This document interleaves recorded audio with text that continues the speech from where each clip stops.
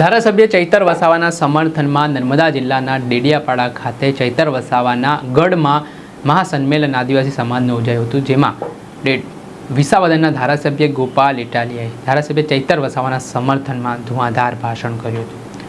ચૈતર વસાવા સામે જે કેસ થયો, તેમને જે સજા થઈ તે મામલે ગોપાલ ઇટાલિયા આકરા પાણીએ જોવા મળ્યા અને કહ્યું કે ચૈતર વસાવાનો ગુનો શું હતો। તેઓ આદિવાસી સમાજ માટે લડતા હતા, આદિવાસી સમાજ માટે સામે છાતીએ ભાજપને પડકાર ફેંકતા હતા, આદિવાસી સમાજ માટે તેઓ બોલતા હતા। ત્યારે ક્યાંક ને ક્યાંક સરકારને આ ખૂંચતું હતું અને તેને ષડયંત્રના ભાગરૂપે તેમને સજા કરવામાં આવી હોય તેવા આરોપો ગોપાલ ઇટાલિયાએ જાહેર મંચ પરથી લગાવ્યા અને શું પ્રહાર સરકાર પર કર્યા તે સાંભળો।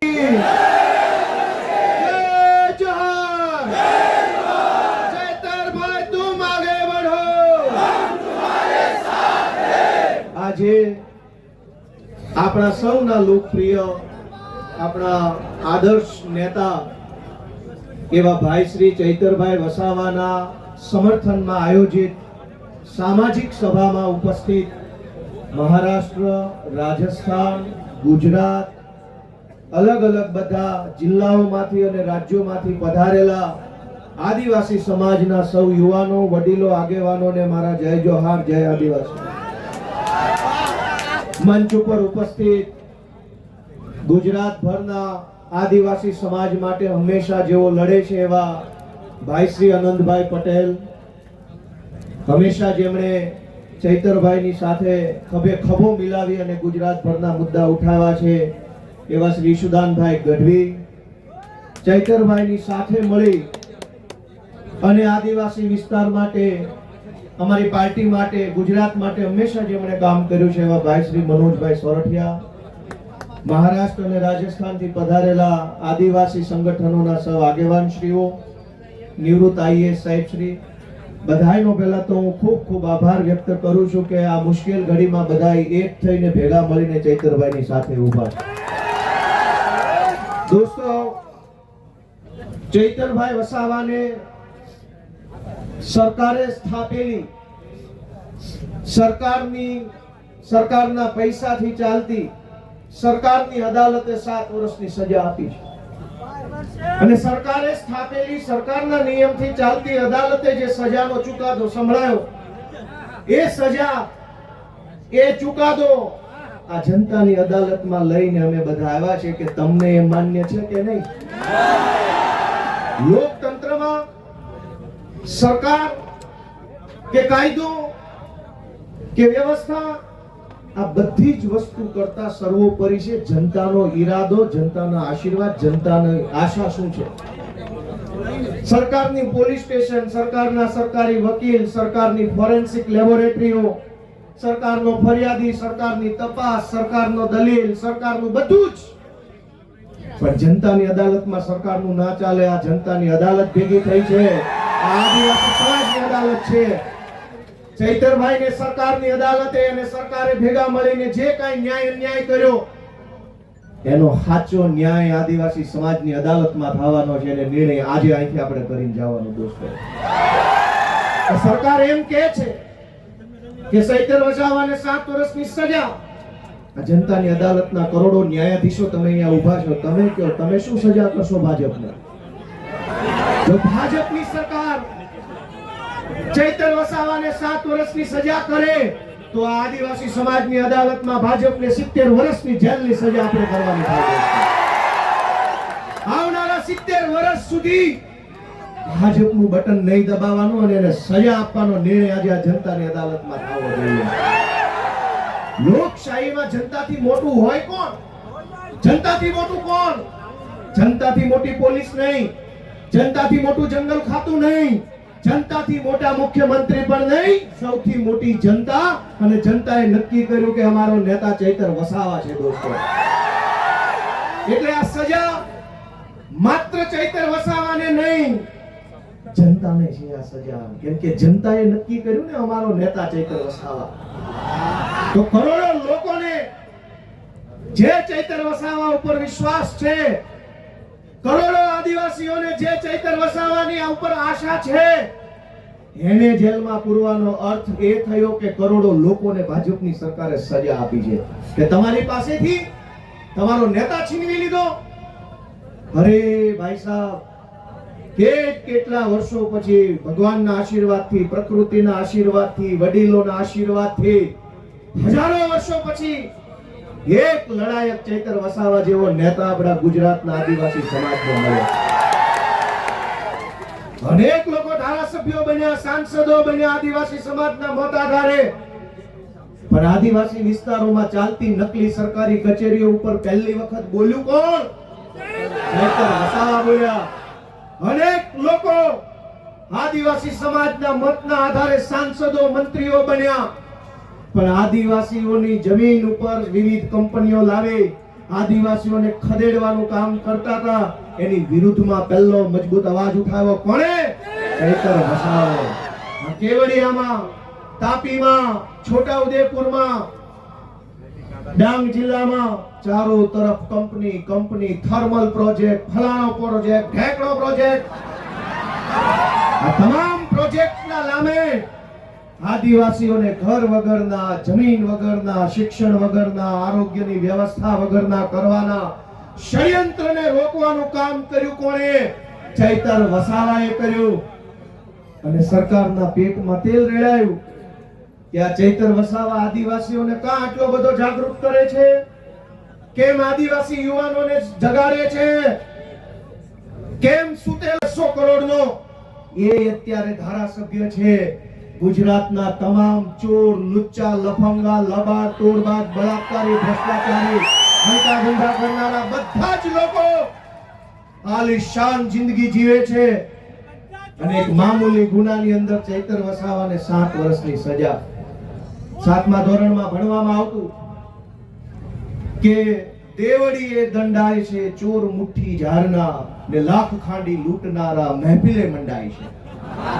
કરોડોના કૌભાંડ કરનારા લોકો વટથી ફરે છે અને આદિવાસી સમાજ માટે લડનારા ચૈતર વસાવાને જેલમાં પૂર્યા છે.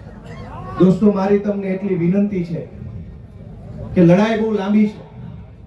આજે આપણે બધા અહીંયા ભેગા થયા છીએ, અહીંયા આકલા પડકારા, જુસ્સો, આમ કરી નાખું, તેમ કરી નાખું કરીએ છીએ, પણ સાચું આમ અને તેમ કરવાનું ટાણું છે ને મતદાનના દિવસે આવતું હોય છે. લોકશાહી છે, આમ તેમ જે કાંઈ, અને નર્મદા જિલ્લા વાળાએ તો આમ તેમ કરીને બતાવી દીધું છે. જો આમ થાય, આમ તેમ કેમ થાય નહીં, ગઈ ચૂંટણીમાં કહી દીધું કે આમ થાય. બહુ ચોંટાટા છૂટેગા નહીં સાલા. કઠા પાડી દીધા. વડાપ્રધાને અહીંયા સભા કરી, ગૃહમંત્રીએ સભા કરી, પ્રદેશ પ્રમુખે કરી, પણ નર્મદા જિલ્લાના આદિવાસીઓએ કીધું ઝૂકેગા નહીં સાલા. આને કહેવાય અસલ ટાઈગર. પણ દોસ્તો, હું તમને છેલ્લી 2-3 વિનંતી કરવીશ કે ચૈતરભાઈનો ગુનો શું? આ ભાજપ વાળા ટીવીમાં, સોશિયલ મીડિયામાં ચૈતરભાઈને બદનામ કરવાનું કામ કરે કે એણે વન વિભાગ વાળાને આમ તેમ કહી દીધું, ધાક ધમકી કરી લીધી. તમારા વન વિભાગ વાળા, તમારા પોલીસ વાળાએ અમારી હારે જે ધાક ધમકી કરી છે ને એની સજા 700 વર્ષ આપો ને તો ઘટે એમ છે. આખા ગુજરાતમાં સરકારી માણસો જનતા હારે કેવું વર્તન કરે છે? સરકારી મામલતદાર, સરકારી પીએસઆઈ, સરકારી ટીડીઓ, સરકારી પ્રાંત, સરકારી આરએફઓ, આ બધા જ લોકો રાજ્યની નાની જનતા સાથે કેવું વર્તન કરે છે? ઈ વર્તનની જો સજા આપવા બેસીએ ને તો એકેય માઈનો લાલ ઓફિસમાં બેસી નહીં શકે, બધાને જેલમાં પૂરવા પડે. ચૈતર વસાવાએ 4 શબ્દો શું કીધા તો માઠું લાગ્યું. પણ દોસ્તો, ચુકાદો હવે જનતાની અદાલતમાં લાવવાનો છે. તમારે નિર્ણય કરવાનો છે કે આજ ચૈતર વસાવાને તમારા આશીર્વાદથી એક વખત ગુજરાતની સરકારમાં બેસાડો, પછી ખબર પડશે કે કેવી રીતે ન્યાય કરી શકાય. આપણે ક્યાં સુધી અન્યાય સહન કરવાનો? માંડ કરીને એક નેતા મળે, એક બાજુ બધા ભ્રષ્ટ નેતાઓ સમાજ માટે બોલે નહીં, લડે નહીં, અવાજ ઉઠાવે નહીં, ચૂપ થઈ જાય. એક બાજુ માંડ એક બોલનારો નેતા મળ્યો હોય, એને જેલમાં પૂરી દેવો. ગુજરાતભરની જનતાને હું તો વિનંતી કરું છું, માત્ર આદિવાસી સમાજ નહીં, જે કંઈ પણ થોડા ઘણા બોલનારા નેતા વધ્યા છે ને એની સાથે રહેજો, એને ટેકો આપજો, એની પડખે રહેજો. નહીં તો ગુજરાતમાં કોઈ બોલે છે, સરકાર એમ ઈચ્છે છે કે કોઈ પણ માણસ ભાજપની સામે બોલવો ન જોઈએ, કોઈ માણસ ભાજપની સામે અવાજ ન ઉઠાવવો જોઈએ એવું સરકાર ઈચ્છે છે. પણ કેટલાક માણસો ચૈતર વસાવા હોય, ઈ પ્રકૃતિમાંથી પેદા થયેલા હોય, કોઈના બાપથી નો બીવે, સરકાર હોય કે સરકાર હોય કે જે હોય છે. અને આ જળ, જમીન, જંગલ કોનું છે? સરકારનું છે. સરકાર નહોતી, જે દિવસે આ દેશમાં સરકારો નહોતી ત્યારે જંગલ હતું કે નહીં? જે દિવસે આ દેશમાં કોઈ સરકાર, કોઈ પાર્ટી નહોતી ત્યારે જમીન હતી કે નહીં? અને જે દિવસે આ ભાજપ પાર્ટી કે એના નેતાનો જન્મ નહોતો ત્યારે આ ધરતી પર જળ હતું કે નહીં? તો ભાજપ વાળા પેદા નહોતા થયા ત્યારે જળ હતું, ભાજપ વાળા પેદા નહોતા થયા ત્યારે જમીન હતી, ભાજપ વાળા પેદા નહોતા થયા ત્યારે જંગલ હતું, અને ભાજપ વાળા પેદા નહોતા થયા ત્યારે આદિવાસી પણ હતા આ દુનિયા ઉપર, આ દેશ ઉપર. તમારી પોલીસ, તમારું ફોરેસ્ટ, તમારા બધા માણસો એ તો હમણાં આવ્યા. આ તો સદીઓથી હાલતી આવતી વ્યવસ્થા છે ને, એને સંભાળીને રાખનારો આદિવાસી સમાજ છે દોસ્તો. આદિવાસી સમાજ જળ, જમીન, જંગલની રક્ષા કરે અને આદિવાસી સમાજની રક્ષા ચૈતર વસાવા કરે છે. એ વાત ભાજપ વાળાને ગમતી નથી. દોસ્તો, અમારી લીગલ ટીમે મહેનત કરી અને હાઈકોર્ટમાં અપીલ ફાઇલ કરી. જે કંઈ પણ ખેડૂતો, બહેનો, ચૈતરભાઈ અને શકુંતલાબેન સિવાયના બીજા જે કાંઈ મિત્રો જેલમાં છે અને ચૈતરભાઈ સહિત બધાય એમની અપીલ હાઈકોર્ટમાં ફાઇલ કરી અને શકુંતલાબેન જે નાનું બાળક છે એમને હાઈકોર્ટે છોડી મૂકવાનો આદેશ આપ્યો છે. આપણા માટે બહુ સારી બાબત કહેવાય. અને બહુ જલ્દી તમામ આપણા જે કાંઈ પણ સાથી મિત્રો જે નિર્દોષ જેલમાં છે એમને પણ વહેલી તકે જેલ મુક્તિ થાય એના માટેના તાબડતોબ પ્રયત્નો સતત ચાલુ છે. અને બહુ વહેલી તકે આપણને સારા સમાચાર મળે એવી હું આશા રાખું છું. આપ સૌને મારી એક જ વિનંતી, ક્યાંય પણ એક સેકન્ડ પણ આપણે બધાએ, હું અને તમે ભેગા મળી એકલા નથી પડવા દેવાના. જ્યાં જરૂર પડે, જેવી જરૂર પડે, જ્યારે જરૂર પડે ત્યારે આપણે બધાએ સાથે ઊભું રહેવાનું. અમે બધાએ આજે સાથે છીએ. ચૈતરભાઈ સાથે બહુ પારિવારિક સંબંધ છે મારે. આમ તો હું જે કાંઈ બોલું છું આજે બહુ દુઃખ થાય છે. વિધાનસભામાં ચૈતરભાઈ મારી બાજુમાં બેસે, અમે ખૂબ વાતો કરી, મારી બાજુમાં ઊભા આદિવાસી સમાજના અધિકારો વિશે પૂરી તાકાતથી બોલતા હોય છે અને એટલું સરસ રીતે આમ છાતી કાઢીને સરકારની આંખમાં આંખ નાખીને કહેતા હોય છે. એ ભાજપ વાળાને ગમતું નથી. ભાજપ વાળાને એ વાત ગમતી નથી કે એક આદિવાસીનો છોકરો વિધાનસભામાં ઊભા રહીને મંત્રીઓની ફોજ, મુખ્યમંત્રી બેઠા એની સામે આંખમાં આંખ નાખીને બોલે છે કે આ જળ, જમીન, જંગલ અમારું છે, તમને નહીં ઘૂસવા દઈએ. બીજા પણ આદિવાસી નેતાઓ છે. યસ સર, જી sir, sir ticket sir, please ticket. Sir સમાજને છેતરી જાય, વાંધો નહીં, સમાજને આંખો બંધ કરાવી દઈશ, ઊંઘાડી દઈશ, મને ટિકિટ આપો એટલે હું મારા સમાજને છેતરીને મોકલી આવીશ. આનંદભાઈ પણ જોતા હશે. આનંદભાઈ પણ બોલે છે વિધાનસભામાં પૂરી તાકાતથી આદિવાસી સમાજ માટે. એ ચૈતરભાઈની પેલી બાજુ બેસે. દોસ્તો, 2-3 માણસ બધ્યા છે. ગમે તેટલી મોટી સરકાર હોય એની સામે પણ આંખમાં આંખ નાખીને બોલવાની હિંમત રાખે છે કે તું જે હોય તે, હું મારા સમાજ માટે બોલવા અહીંયા આવ્યો છું.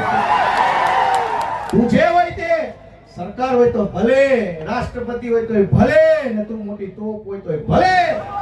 મને તો અમારા આદિવાસી સમાજે, અમારા ખેડૂતોએ મત આપ્યા છે તો હું એમના માટે બોલતો રહીશ. આજે હું પણ, મને મત આપનાર ખેડૂતો છે, કાઠિયાવાડના ખેડૂતોએ મને ધારાસભ્ય બનાવ્યો, આદિવાસી સમાજે ચૈતરભાઈને ધારાસભ્ય બનાવ્યા. અમને મત આપનારા લોકો માટે અમે બોલતા રહેવાના, લડતા રહેવાના અને ક્યારેય નથી ઝૂકવાના. એ સંકલ્પ અમે લીધો છે દોસ્તો. આપ સૌએ ચૈતરભાઈ વસાવાનો જુસ્સો વધારવાનું કામ કર્યું એ બદલ સૌનો હું આભાર વ્યક્ત